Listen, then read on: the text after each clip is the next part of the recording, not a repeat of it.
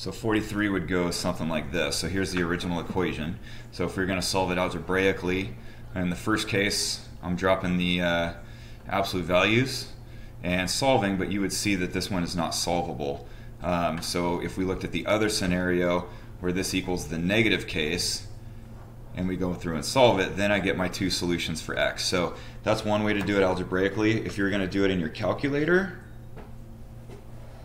so you would graph the left side of the equation as one graph, and if you don't know where your absolute value button is, it's under math, and then if it's under the number column. So if you scroll to the right, it's the first option. Just hit that and that pulls up your absolute value brackets.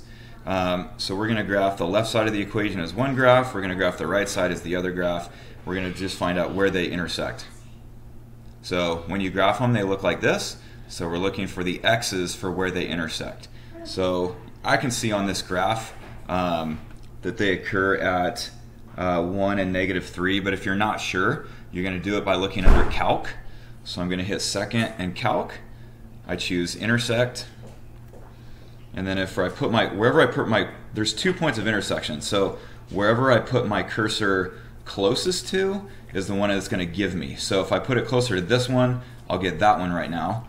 If I put it closer to this one, I'll get that one. So when the questions that it asks you, you just keep hitting enter. So enter, enter, enter.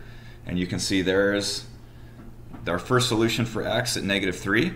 And if I go back into calc and choose intersect again, and now I'm going to put my cursor closer to this one and hit enter, enter, enter, and it gives me the other one.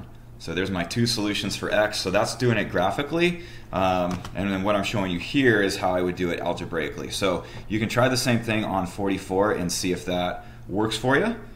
Let me know if it doesn't.